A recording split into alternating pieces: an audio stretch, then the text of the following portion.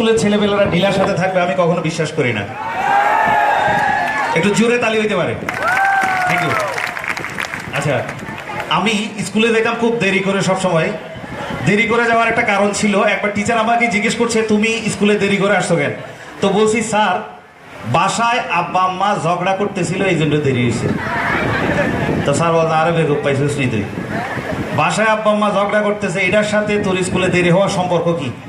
তো বলছিলাম, স্যার আমার স্কুল ইউনিফর্মের একটা জুতা আব্বার হাতে ছিল, একটা জুতা আম্মার হাতে ছিল।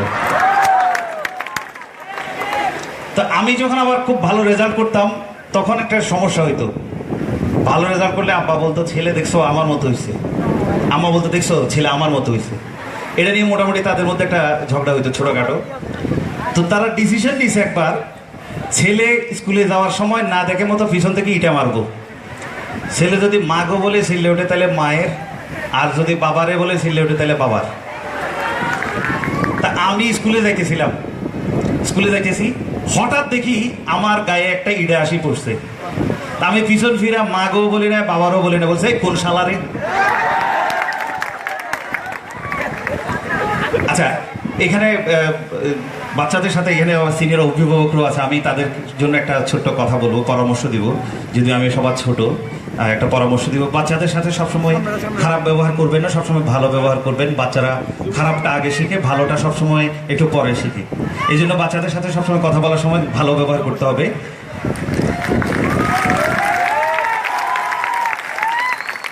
কিভাবে তারা খারাপটা আগে শিখে সেটা একটু দেখাচ্ছি।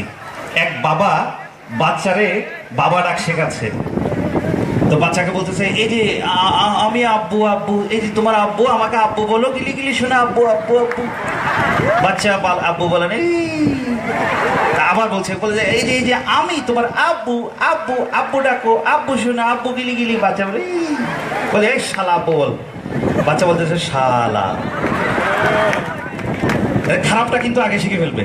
মানে এটা এই জন্যই বলছি যে বাচ্চাদের সাথে সবসময় ভালো ব্যবহার করতে হবে। তা আরেকটা, বাংলাদেশের সবচেয়ে রসিক একটা এলাকা আছে, যে এলাকার মানুষজন খুব হাস্যরস প্রিয় এবং তাদের কথাগুলো শুনলে অন্যান্য জেলার লোকজন এমনিতেই হাসে। জেলাটার নাম কি? নোয়াখালী। আমি যতই চিটংয়ের এই জায়গায় প্রোগ্রাম করি না কেন, বিশ্বাস করেন এখানে কোনো না কোনো নোয়াখালীর লোকজন আছে, থাকবে। এই যে হাত তুলে ফেলছে। আচ্ছা, আমি বাংলাদেশের একটা বিখ্যাত কবিতা নোয়াখালীর ভাষায় বলবো, সবার ভালো লাগবে এটা। কও বীর কও খাড়া আর শির, মাথা নয় কৈত্যান্ন আর খাড়া শির, ওই মাথার ঠেলা আছে। কও বীর কও হুরা দুনিয়ার আসমান সিঁড়ি, শান সুরুজ তারা ব্যাগের সোলাই বুলাই, গোলক সোলক ব্যাগিন হাড়ি, আল্লাহর আরশ ঘোড়াগড়ি উড়াই আছে, আর মা গো মা কি হুলুস্থুল কারবার। আর লাল ভগবান জলে বড্ড শক্ত খাড়া শির কওবীর, আয় সারা জীবন খাড়া তারা নয় আর শির, আয় তুফান আয় ঠাড়া, আসাম মধ্যে দিন ভরে ব্যাগের টাকা তোলে হিসি হালাই। আয় নাসের হাগল হদ্দ মকবুল, আয় আদালে নাসি আয় আস্তা আবুল, আয় ছাগল আয় বিলাই আয় ইন্দুর, আয় হিয়ানি করে জিয়ানার মন চায়, আয় শত্রুর বাড়ির দাবাতে খাওয়াই, আবার আজারের লোক বসে গোল্লা খেলাই।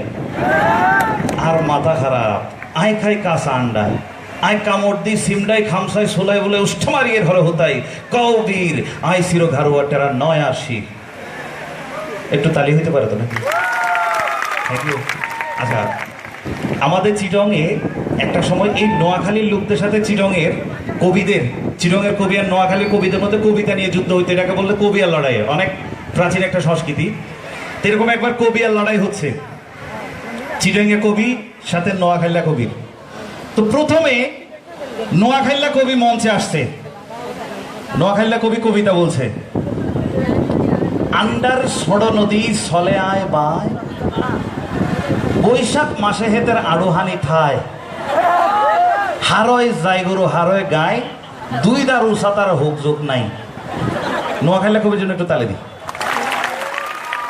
আচ্ছা, এবার চিটংয়ের কবি পাল্টা কবিতা বলবে। এবার আপনাদের কবি চিরেঙ্গা কবি কবিতা বলছে, আমফাতা জোড়া জোড়া, মাইজম দে সাবক সজ্জম দে গুড়া, ওরে নোয়াখাইল্লা সরে দাঁড়া, আসছে আমার সিটেঙ্গা গুড়া। সিটেঙ্গা গুড়া খেপছে, নোয়াখাইলে কবি বাগছে। আচ্ছা, একটা ছোট ঘটনা বলি। আপনাদেরকে যদি প্রশ্ন করি, আপনারা বড় হয়ে কি হতে চান বলেন, সবাই একটু বলবেন। ভালো মানুষ, পিছনে যারা, ডাক্তার কারা কারা, ইঞ্জিনিয়ার কারা কারা?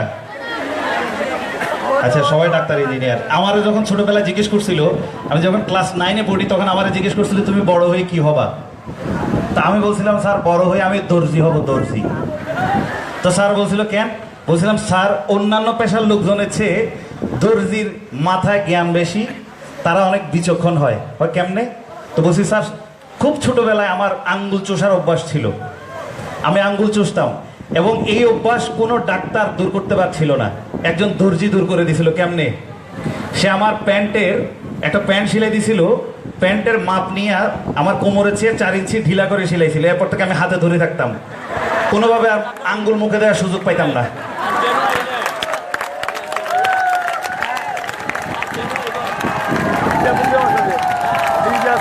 আচ্ছা, আমার ক্লাস একটা বন্ধু ছিল, ওর নাম ছিল পল্টু।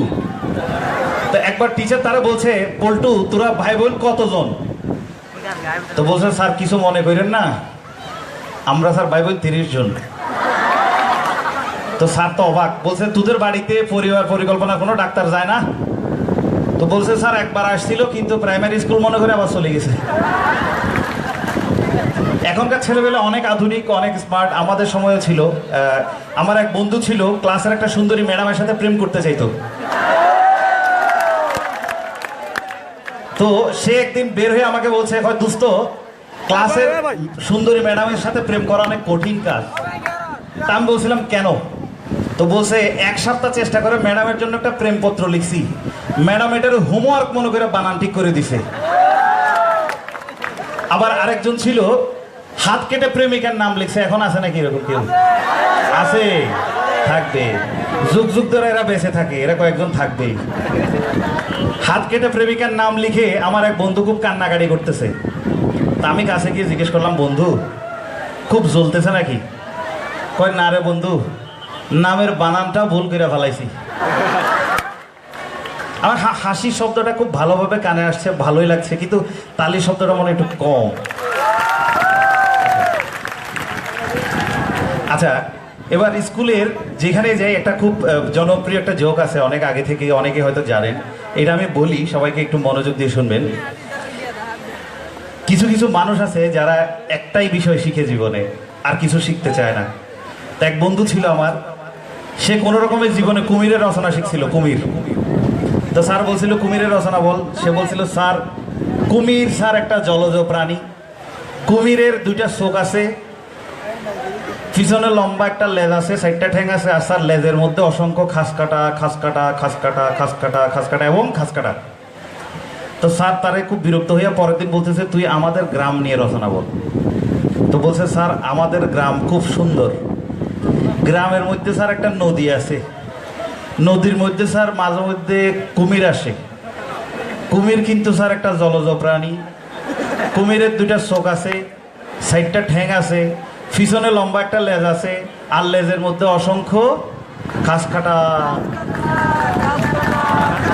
হ্যাঁ, স্যার খুব বিরক্ত হয়ে বলছে, তোরা আজকে এমন একটা রচনা দিব যে রচনাতে কোনোভাবে কুমির আনতে পারবি না। স্যার অনেক চিন্তা ভাবনা করার পরে তারা রচনা দিছে বিমান, বিমান নিয়ে রচনা বল, দেখি এবার কেমনে তুই কুমির আনতে পারস। তো বলছে স্যার খুব সোজা স্যার, বিমান স্যার আকাশে উড়ে, বিমানে করে স্যার মানুষ এক দেশ থেকে আরেক দেশে যায়। স্যার মাঝে মধ্যে বিমান কিন্তু অ্যাক্সিডেন্ট করে, আর অ্যাক্সিডেন্ট করলে স্যার মাঝে মধ্যে নদীতে পড়ে, নদীতে কিন্তু স্যার কুমির আছে, কুমিরের স্যার 2টা চোখ আছে, 4টা ঠ্যাং আছে, পিছনে লম্বা একটা লেজ আছে।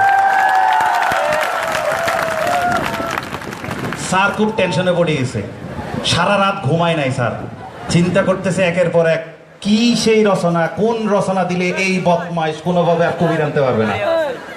অনেক সারা রাত চিন্তা ভাবনা করার পর স্যার পাইছে একটা। স্যার কয় দেখি আবার তুই কেমনে কুমির আনতে পারস। স্যার পরের দিন এসে তারা রচনা দিছে, পলাশি যুদ্ধ নিয়ে রচনা বল। এতে তো টেনশনে পড়ে গেছে, বদমাইশ তো টেনশনে। এনে এই পলাশি যুদ্ধের মধ্যে কেমনে কুমির আনন যায়? স্যার পাইছি স্যার। হয় বল। স্যার পলাশি যুদ্ধ হয়েছিল স্যার 1757 সালে ইংরেজদের সাথে নবাব সিরাজদৌল্লার। নবাব সিরাজদৌল্লা স্যার পরাজিত হয়েছিল। কেন হয়েছিল? কারণ নবাব সিরাজদৌল্লা মীর জাফরকে প্রধান সেনাপতির দায়িত্ব দিয়ে খাল কেটে কুমির এনেছে। বলে রাখা ভালো স্যার, কুমির কিন্তু একটা জলজ প্রাণী। কুমিরের স্যার দুটো চোখ আছে, 4টা ঠ্যাং আছে, আর লেজের মধ্যে কি থাকে? থ্যাংক ইউ, একটু জোরে তালি দি সবাই। আচ্ছা, কথায় আছে প্রতিভা আর চুলকানি এই দুইটা জিনিসটাকে কখনো লুকায় রাখা যায় না। আমাদের যাদের এখানে বাচ্চাদের যাদের প্রতিভা আছে, আজকে হয়তো তারা হয়তো ফুটে ওঠেনি। আমি যখন স্কুলে ছিলাম তখন আমি মিরাক্কেলে যাব কেউ বলতে পারতো না, কিন্তু কোনো না কোনো একদিন গিয়ে আমি কিন্তু মিরাক্কেল জয় করে এসেছি। ঠিক তেমনি এখানে যারা আছে তাদের মধ্যেও কেউ একজন হয়তো আরো অনেক বড় বড় কিছু হয়ে যাবে, কারণ এটা প্রতিভা কখনো লুকায় রাখা যায় না, নিজ থেকে বিকশিত হয়ে যাবে, বিশ্বাস করি সেটা। ঠিক তেমনি চুলকানিও কখনো লুকায় রাখা যায় না। এক ভদ্রলোকের চুলকানি, খুব ভদ্র সমাজে গিয়ে কথাবার্তা বলছে, অফিসিয়াল কথাবার্তা বলছে, মাঝখানে চুলকাইতেছে। জি স্যার, ইয়ে স্যার, অবশ্যই স্যার, চুলকাইতেছে।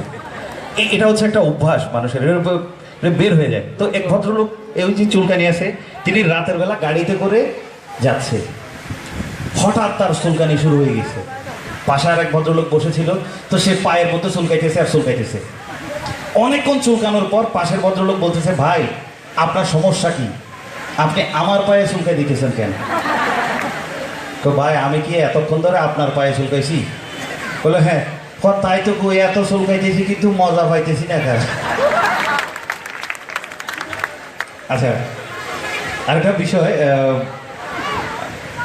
আচ্ছা আমাদের বাড়িতে যখন আমরা যাই তখন মেয়েরা আচ্ছা মেয়েদেরকে একটু জিজ্ঞেস করি, হিন্দি সিরিয়াল কাদের কাদের প্রিয়? একটু হাত তুলবা। মোটামুটি সবাই।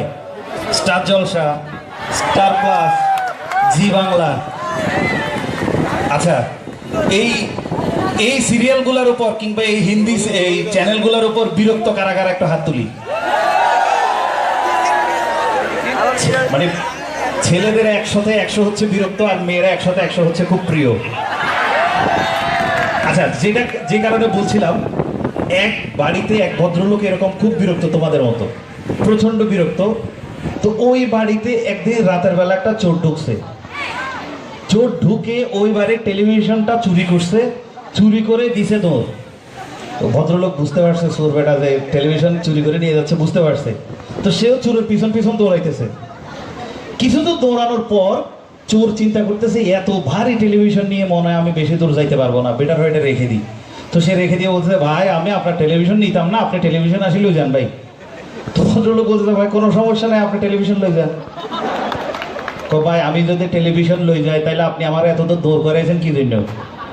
ভাই আমি তো আপনার দৌড়াইতেছি রিমোট সহ দিয়ে দিবেন লাই। এত বিরক্ত। আচ্ছা, আরেকটা মজার ঘটনা বলি। আমরা এই একটা বিষয় নিয়ে খুব আক্রান্ত, মানে একটা রোগের মতো সেলফি তুলি নাকি বেশি না। আমি সবচেয়ে বেশি শিকার হই রাস্তাঘাটে যখন থাকি, চলাফেরা করি, তখন ম্যাক্সিমাম লোকজন সেলফি তুলতে চায়, কেন বাধ্য করে আমাকে হাসতে বলে যে একটু হাসেন, একটু হাসেন, একটু হাসতেও হয়। এই সেলফিটা একটু বেশি পরিমাণে হয়ে গেছে। তো এক ভদ্রমহিলা সেলফি তোলার জন্য একটা 10তলা বিল্ডিংয়ের ছাদের উপর উঠছে। 10তলা বিল্ডিংয়ের ছাদের উপর উঠছে, সেলফি তুলবে। সেলফি নাকি আবার শুধু তুললে হয় না, আবার একটু মুখ বাঁকা করতে হয়। আবার শুধু মুখ বাঁকা করলেও হয় না, একটু নিজেরও বাঁকা হইতে হয় এমনি করে। যে এরকম বাঁকা হইতে গিয়ে মহিলাটা 10তলা বিল্ডিং থেকে সোজা নিচে পড়ে গেছে। না না, হাসার কিছু নেই, অনেক কষ্ট পাইছে, ব্যথা পাইছে। তাকে হসপিটালে নিয়ে যাওয়া হয়েছে। ওই যে পড়ার পর তাকে হসপিটালে নিয়ে যাওয়া হয়েছে, তার জ্ঞান ফিরছে টানা 3 দিন পর। 3 দিন পর যখন জ্ঞান ফিরছে, হাজব্যান্ডে বলতেছে, কয় যাক এই যাত্রায় মনে হয় আমি বাইসা গেছি। তা হাজব্যান্ড বলতেছে, তুমি না হয় বাইসা গেছো, কিন্তু তুমি যে 3 বেড়ার গায়ের উপর পড়ছো একটাও বাচ্চা নেই। একটু জোরে তালি হইতে পারে। আচ্ছা, আমাদের এই একটা মুদ্রা দোষ নিয়ে কথা বলি। আমাদের চট্টগ্রামে যারা বসবাস করি আমাদের ম্যাক্সিমামের একটা মুদ্রা দোষ আছে। আমরা মুদ্রা দোষটা যদি আমি একটু যদি বলি তাহলে দেখা যাবে সবারই এই মুদ্রা দোষ আছে। হদে হদে এই কথাটা কারা কারা বলি? চিড়িয়াখানা সবাই বলে হদে ইতার ফুয়াইতে হদে, এন সুন্দর গান গাইতে হয়দে, এই হয়দেটা সবাই বলি না? সবারই এই মুদ্রা দোষ আছে, চিরবনিয়ানদের এই মুদ্রা দোষ, মোটামুটি সবাই এইটাতে আক্রান্ত। তা আমার এক বন্ধু ছিল, সে শুধু আক্রান্ত না, সে এই গান করতো, গান করার সময় এই হদে শব্দটা ঢুকে যেত। তো সে একবার সে গান করছিল এভাবে, হদে চারিদিকে উৎসব, হদে পরিপূর্ণ নিয়ন আলো, হদে আমার পৃথিবী ঘিরে আসছে, হদে আদার কালো, সারায়ের সুর হদে নিয়ে যাবে তো, হদে একটু একটু করে হদে তোমায়, আজকে রাতে হদে তুমি অন্যের হবে, হদে ভাবতেই জল চোখে ভিজে যায়, হদে হদে হদে এত কষ্ট কেন হদে ভালোবাসায়।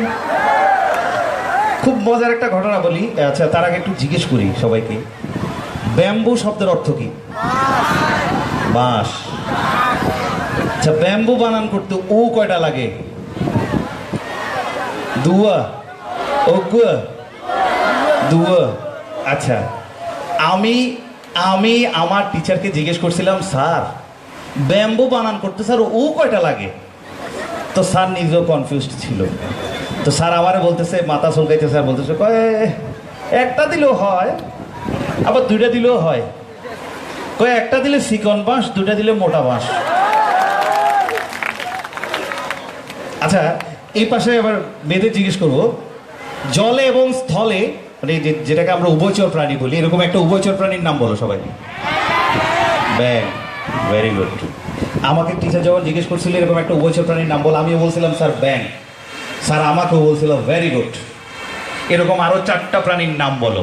তা আমি বলছিলাম স্যার খুব সোজা, ব্যাঙের বাবা, ব্যাঙের মা, ব্যাঙের ভাই, ব্যাঙের বোন, প্রত্যেক উভয়চর নাকি? আবার আমি পড়ালেখা এত খারাপ ছিলাম, টিচার আমাকে জিজ্ঞেস করতো যে 2 থেকে 2 গেলে কত হয়, আমি বলতাম স্যার আমি জানি না। তো স্যার আমাকে শেখানোর জন্য একটা পদ্ধতি অবলম্বন করে আমার বলছে, ধরো তোমার আম্মা তোমারে 2টা রুটি খাইতে দিছে, তুমি 2টা রুটি খাই ফেলছো, তোমার কাছে আর কি থাকবে? তা আমি বলছিলাম স্যার ভাজি থাকবে। এত এত কাঁচা ছিলাম আর কি পড়াশোনায়। আচ্ছা, আরেকটা বিষয় বলি, চিড়িয়াখানায় গেছি আমরা সবাই। চিড়িয়াখানায় ঢোকার সময় প্রথম যে প্রাণীটার সাথে আমরা পরিচিত হই সেই প্রাণীটার নাম কি? বান্দর। প্রথম যে প্রাণীটা ম্যাক্সিমাম চিড়িয়াখানায় ঢোকার সাথে সাথে প্রথমে যে প্রাণীটা দেখা যায় সেটার নাম হচ্ছে বান্দর। এবং বান্দরকে ঘিরে আরো অনেকগুলো বান্দর, মানুষরূপী বান্দর, তাদের সাথে বান্দরামি করে। কিছু বান্দর থাকে।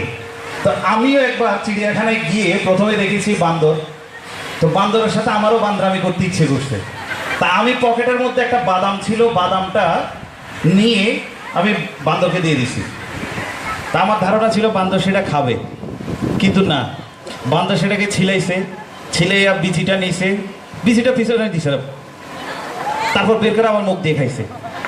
আমি অবাক।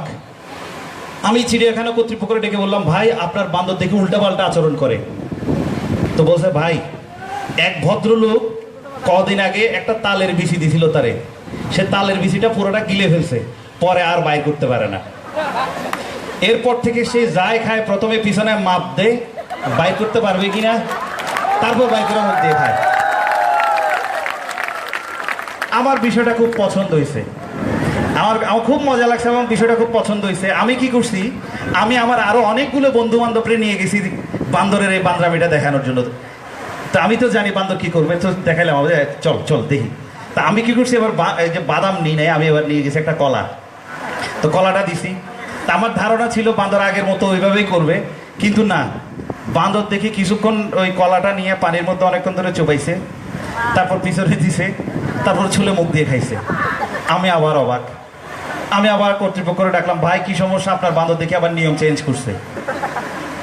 ভাই আপনি তো কালকে দেখছেন আপনি যাওয়ার পর কালকে এক লোক একটা সিগারেট খাইয়া অর্ধেক সিগারেট তারে দিছিল, সে ওইটার মাপ নিতে গিয়ে পিছনে পড়ে ফেলছে। এরপর থেকে সে যাই খায় প্রথমে কনফার্ম হওয়ার জন্য অনেকক্ষণ ধরে পানিতে চুবায়, তারপর পিছনে দেয়, তারপর মুখ দিয়ে খায়। একটু তালি হবে সবার। আচ্ছা, পাগলা গারদ দেখছি নাকি সবাই? দেখি নাই, নাম শুনছি। কাছেই আছে? ও ইয়েস, পাশে আছে। আচ্ছা আচ্ছা, পাগলা গারদে পাগলদের ট্রিটমেন্ট হয়। তো ট্রিটমেন্ট করতে করতে কোন পাগলটা ভালো হয়েছে সেটা জানার জন্য একটা পরীক্ষাও করা হয়। এরকম একটা পাগলা গারদে কোন পাগল ভালো হয়েছে সেটা বের করার জন্য একটা পরীক্ষা হচ্ছে। তো তাদেরকে, সব পাগলদেরকে নিয়ে একটা ফুটবল খেলার আয়োজন করছে, কিন্তু ওই ফুটবলটা দিছে একটা লোহা দিয়ে বানানো বল, লোহা দিয়ে একটা বল বানাই দিছে। সব পাগলরা খেলা শুরু করে ওই লোহার বলের মধ্যে লাথি মেরে পাটা ভেঙে ফেলছে সবাই, শুধু একজন ছাড়া। শুধু একটা পাগল ছিল যে ওখানে লাথি মারে নাই। তো সবার ধারণা যে না, এতে নিশ্চিত সুস্থ হয়ে গেছে। তো তারা নিয়ে আসছে, তো বলছে, তাকে জিজ্ঞেস করছে, আচ্ছা সবাই তো লাথি মারছে কিন্তু তুমি লাথি মারো নাই, ঘটনা কি? তো পাগল বলতেছে, স্যার আই তো সেনা পাবলিক, আয় কি স্যার এদের মতো বেকুপ নেই স্যার, আই তো বইয়াছিলাম বলে হেড মারবার লাই। আচ্ছা, একটু জোরে তালি দিই, আমার তালি শব্দটা শুনতে খুব ভালো লাগে, চমৎকার। আমার মনে হয় এই পাশে যারা একটু কম তালি দিচ্ছে, কারণ ওরা মাইন্ড করছে, তাদের ওই যে জি বাংলার কথা বলাতে মাইন্ড করছে সম্ভবত। যদি যদি মাইন্ড না করে থাকে তাহলে একটু জোরে তালি চাইবো সবার কাছে। না, খুব ভালো, খুব ভালো, চমৎকার। আচ্ছা, এবার আমি প্রায় শেষ পর্যায়ে চলে এসেছি। এবার একটা ছোট্ট একটা ঘটনা বলে শেষ করব। আমাদের প্রত্যেকের কিছু অভ্যাস আছে। আমরা যে যে কাজ করি, আমাদের প্রত্যেকেরই যে কোনো কাজকে ওই দিকে ডাইভার্ট করার চেষ্টা করি, আমাদের একটা অভ্যাস হয়ে দাঁড়ায়। তো ছোটবেলায় শোনা একটা ছড়া আছে, আমাদের সবাই পরিচিত, ওই দেখা যায় তাল গাছ। একটু জোরে জোরে সবাই ছড়াটা বলি আজকে। ওই দেখা যায় তাল গাছ, ওই আমাদের ওইখানেতে কানা বগির, ও বগি তুই পান্তা ভাত, পান্তা আমি, পুঁটি মাছ একটা যদি পাই। আমি এই ছড়াটা নিয়ে একটা ছোট্ট এক্সপেরিমেন্ট করেছি, সেটা শেয়ার করছি। আমি এক বাউল শিল্পীকে গিয়ে বলেছিলাম, স্যার আপনি এই ছড়াটা নিয়ে আপনার স্টাইলে কিছু একটা করে দেখান। তো বাউল শিল্পী তার স্টাইলে আমাকে একটা গান শুনিয়েছিল, বাউল গান, এই ছড়াটা নিয়ে। তার গানটা ছিল এরকম, ওই দেখা যায় তাহালর গাছ বন্ধু ওই আমাদের গান, ওইখানেতে বাস করে কানা বগির সা। আমরা আমার জন্য না, ওই বাউল শিল্পীটার জন্য একটু তালি দিতে পারি। এরপর বাংলাদেশের খুব জনপ্রিয় একজন কণ্ঠশিল্পী আছে, ওনার নাম হচ্ছে আসিফ আকবর। আসিফ ভাইয়ের একটা জনপ্রিয় গান সবাই বলি তো, একটা জনপ্রিয় গান আছে আসিফ ভাইয়ের, ও প্রিয়া। তা আমি আসিফ ভাইকে দিয়ে বলেছিলাম, আসিফ ভাই আপনি ছড়াটা নিয়ে আপনার স্টাইল একটা গান করে শোনান। আসিফ ভাই তার স্টাইল আমাকে একটা গান শুনিয়েছিল এভাবে, ওই দেখা যায় একটা তাল গাছ, ওই আমাদের গান, ওইখানেতে বাস করে সুন্দর একটা কানা বগির সা। ও বগি, ও বগি তুই খাস কি? একটু বিষয়টা অন্যভাবে নেবেন না, এটা জাস্ট মজার জন্য বলছি। আরেকটা মানুষকে আমি এই ছড়াটা দিয়েছিলাম, তিনি ছিলেন আমার পরিবারের একজন সদস্য। উনি আবার একটু সুর করে ওয়াজের মতো করে কথা বলতেন, তো তাকে দিয়েছিলাম এই ছড়াটা নিয়ে তার মতো করে বলার জন্য। তিনি তার মতো করে কান নিয়ে এসেছিলে নাকি? আচ্ছা, তো যেটা বলছিলাম, হুজুরকে দিয়ে বলেছিলাম যে হুজুর এই ছড়াটা নিয়ে আপনি আপনার মতো করে একটু দেখান, শোনান। হুজুর তার মতো করে এই ছড়াটা নিয়ে আমাকে শুনিয়েছিল এভাবে, বন্ধুরা আমার ওই দেখা যায় তাল গাছ, ওই আমাদের গা ওইখানেতে বাস করে একটা কানা বগির সা। বগিরে কইলাম ও বগি তুই খাস কি, পান্তা ভাতে চাস কি? বগি আমারে কইলো পান্তা আমি খাই না আর পুঁটি মাছ পাই না, একবার যদি পাই অমনে ধরে তবে গফুস গফুস খাই। আচ্ছা, সবাই ভালো থাকবেন, সুস্থ থাকবেন। আরো চলবে? আচ্ছা আচ্ছা আচ্ছা গান গান গান আচ্ছা আচ্ছা আমি আমি আমি শেষ করছি। আচ্ছা গাইবো গাইবো স্যার, আপনি বলছেন আমি অবশ্যই গাইবো। সেটা হচ্ছে কিছু বিষয় আছে যে মানে সাউন্ড অফ। আচ্ছা, একটা বিষয় নিয়ে কথা বলি যে ট্রেনের মধ্যে 4টা মেয়ে যাচ্ছিল, 4টা মেয়ে। আরেকটা কথা বলি, মেয়েরা নাকি খুব কম কথা বলে, বিশ্বাস করেন সবাই? বেশি কথা বলে না, এটা কোনোভাবে বলা যায় না। ওনারা আবার মাইন্ড করতেছে আমার উপর। ট্রেনে করে 4টা মেয়ে যাচ্ছিল, ওই বগির মধ্যে 4টা মেয়ে বসে বসে কথা বলছিল। তাদের এই কথাগুলা খুব মনোযোগ দিয়ে শুনতেছিল একটা ভিক্ষুক। একটা ভিক্ষুক মনোযোগ দিয়ে শুনতেছিল, সে উপরের দিকে শুয়েছিল।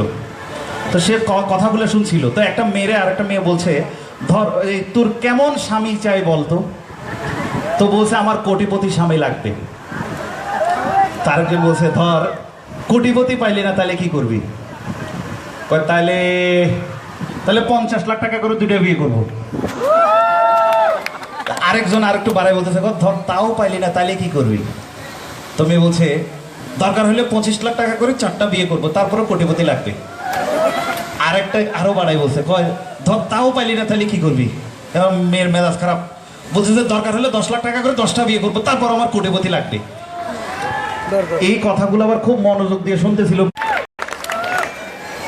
আচ্ছা, এর খুব মজার একটা ইয়ে বলি, প্রযুক্তি, এই প্রযুক্তি যেভাবে আমাদেরকে অনেক দূর নিয়ে গেছে, কিন্তু প্রযুক্তি কিছু ছোট ছোট সীমাবদ্ধতা কিন্তু আছে। এটা সবাই আমরা এখন জানি, ফোনে কল দিলে বাড়িতে বাজার এসে যায়, এটাকে কি বলে? অনলাইন শপিং নাকি? আমরা অনেকে এখন এটার সাথে খুব পরিচিত, খুব ভালোভাবে পরিচিত অনলাইন শপিং এর সাথে। সেরকম একটা অনলাইন শপিং এর জন্য এক বন্ধু ফোন দিয়েছিল, এক জায়গায় ফোন দিয়েছিল, হ্যালো, উপর থেকে বলছে তখন যে বাজার কমিটির পক্ষ থেকে আপনাকে স্বাগত, বলুন আপনি কোন বাজারে যেতে চান, মাছের বাজার, মাংসের বাজার নাকি সবজির বাজার? তো বলছে আমি মাংসের বাজারে যেতে চাই। বলছে মাংসের বাজারে যেতে হলে 934202 ডায়াল করুন, ধন্যবাদ। তো সে আবার ফোন করেছে, ফোন করে বলছে হ্যালো, উপর থেকে বলছে মাংসের বাজারের পক্ষ থেকে আপনাকে স্বাগত, বলুন কোন প্রাণীর মাংস আপনার চাই, গরু, ছাগল নাকি মুরগি? তো বলছে আমার গরুর মাংস দরকার। বলছে গরুর মাংস পেতে হলে আপনি 034323 ডায়াল করুন, ধন্যবাদ। খুব বিরক্ত, আবার ফোন করেছে হ্যালো, তখন উপর থেকে বলছে গরুর বাজারের পক্ষ থেকে আপনাকে স্বাগত, বলুন কোন রঙের গরু আপনার চাই, লাল রং, সাদা রং নাকি পিঙ্ক কালার? খুব বিরক্ত, বলছে ভাই যে কোনো একটা কালার দিলেই তো হয়, আপনি এক কাজ করেন লাল রঙের গরু দেন। আচ্ছা, লাল রঙের গরু পেতে হলে আপনি 034323 ডায়াল করুন, ধন্যবাদ। প্রচন্ড বিরক্ত, আবার ফোন করেছে হ্যালো, উপর থেকে বলছে লাল রঙের গরুর পক্ষ থেকে আপনাকে স্বাগত, বলুন লাল রঙের গরুর কোন অংশ আপনার চাই, সামনের অংশ, মাঝখানের অংশ নাকি পেছনের অংশ? তো বলছে আমাকে পেছনের অংশ দেন। তো ওই একই কথা, পেছনের অংশ পেতে হলে আপনি 039343 ডায়াল করুন, ধন্যবাদ। খুব বিরক্ত হয়ে গেছে, আবার ফোন করেছে হ্যালো, উপর থেকে বলছে লাল রঙের গরুর পেছনের অংশের পক্ষ থেকে আপনাকে স্বাগত, বলুন লাল রঙের গরুর পেছনের অংশের কত কেজি মাংস আপনার চাই? তো বলছে 5 কেজি দিলে হবে। বলছে দুঃখিত, আপনার প্রিপেইড অ্যাকাউন্ট এখন শূন্য, দয়া করে রিচার্জ করুন, ধন্যবাদ। এই ছোট ছোট সীমাবদ্ধতাগুলো এখনো আমাদের অনেকাংশে রয়ে গেছে বলে আমরা প্রযুক্তিতে হয়তো অনেক দূর আগাতে পারছি না। তবে আগের চেয়ে আমরা অনেক দূরে এগিয়ে গেছি, অনেক অনেক দূরে এগিয়ে গেছে। আগে যা কখনো কল্পনা করিনি সেটা আমরা এখন দেখছি। যেমন সিটিসেল একটা কোম্পানি ছিল, এই কোম্পানি তাদের একটা অ্যাড দিয়েছিল একটা সময়, আজকে থেকে 14-15 বছর আগে। তাদের একটা স্লোগান ছিল, তারা বলেছিল যে এমন অনেক কিছুই হবে যা কেউ আগে কখনো ভাবেনি। আমরা এখন সত্যি সত্যি অনেক কিছুই দেখছি যা আগে কখনো ভাবিনি। ধন্যবাদ সবাইকে। আমাকে গান, আচ্ছা আমাকে একটা মায়ের গানটা, আমি আসলে কোন গানটা সঠিক বুঝতে পারছি না। মিরাক্কেলের মায়ের গান করেছিলাম, নীল দরিয়া করেছি, হ্যাঁ ওইটাই করবো। আচ্ছা আচ্ছা, আমার যে মিউজিশিয়ান নেই আমার সাথে, আমি আপনাদের অনুমতি পেলে খালি গলায় শোনাবো, ঠিক আছে?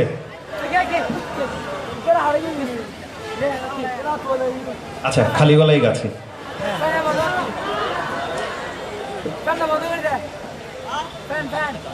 আমাদের মিউজিক সেট আপ সেট করতে অনেকটা সময় লাগবে, যার কারণে সেটা হয়তো ভালো লাগবে না আপনাদের। হইয়া আমি দেশান্তরী, দেশে বিদেশে ভিড়ায় তরি রে, নহঙ্গা ফেলি ঘাটে ঘাটে, নোংরে ফেলি ঘাটে ঘাটে, বন্দরে বন্দরে আমার মনের নোংর পইড়া রইছে হায় রে সারেং বাড়ির ঘরে। ও রে নীল দরিয়া আমায় রে রে দে ছাড়িয়া, বন্দি হইয়া মনোয়া পাখি হায় রে কান্দে রইয়া রইয়া। ও রে নীল দরিয়া। Thank you, thank you.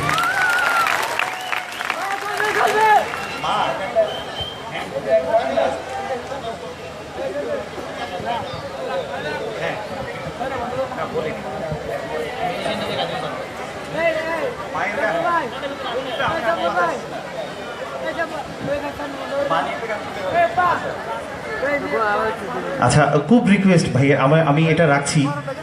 আমার মনে পড়ছে এখন, আমার প্রথমে ভুলে গেছিলাম, অনেকগুলো গান করেছিলাম, তার মধ্যে সঠিক কোন গানটা করেছিলাম ভুলে গেছিলাম।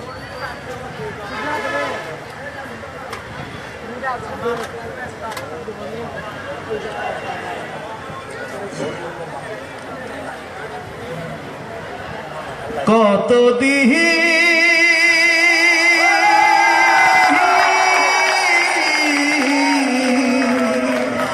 দেহিরা মায়ের মুনি না সেই কোকিল নামে কালা পাহির গান, হায় রে পরা হায় রে পরা, হায় রে আমার গায়ের বাড়ি, সারি সারি গরুর গাড়ি, মরা নদীর সর, দিঘির জলে হাঁসের খেলা, ঘরের চালে দুপুর বেলা, রঙ্গিলা কইতা উঠানে ছড়া হে মা সোনার ধান, হায় রে পরাণ, হায় রে পরাণ, হায় রে পরাণ, হায় রে পরাণ। Thank you. একটা বিষয় শেয়ার করে যাই, সেটা হচ্ছে আমি একটা ছোট্ট একটা কাজের সাথে যুক্ত। সেই কাজটা হচ্ছে, আপনারা যদি আপনাদের এলাকায় কখনো কোনো ধরনের যারা হাসতে পারে না, হাসার সময় নিজেদেরকে যারা লুকিয়ে রাখে, অর্থাৎ জন্মগতভাবে যাদের ঠোঁটটা কাটা থাকে, এরকম যদি কোনো মানুষকে, কোনো শিশুকে আপনারা দেখেন, তাহলে আপনারা অবশ্যই আমার শরণাপন্ন হবেন। আমি যথাসাধ্য তাকে সুস্থ করার চেষ্টা করব এবং আমরা এই কাজের সাথে আমি 2010 থেকে জড়িত এবং এই পর্যন্ত প্রায় 7,000-এর বেশি বাচ্চা আমাদের সংস্থার মাধ্যমে ট্রিটমেন্ট হয়েছে এবং এটা একটা আমার নেশায় পরিণত হয়েছে। এখন আমি বাংলাদেশে যেখানেই যাই সেখান থেকে এই ধরনের বাচ্চা কালেক্ট করি এবং তাদের সুস্থ করি। তো আপনারা খেয়াল রাখবেন, আপনাদের পাশে কোনো একটা বাচ্চা যেন অবহেলায় নিজেকে লুকায় না রাখে, সে যেন সুস্থ হয় এবং আমাদের মতো করেই যেন হাসে, সুস্থ হাসি যেন তারা হাসতে পারে। ধন্যবাদ, সবাই ভালো থাকবেন।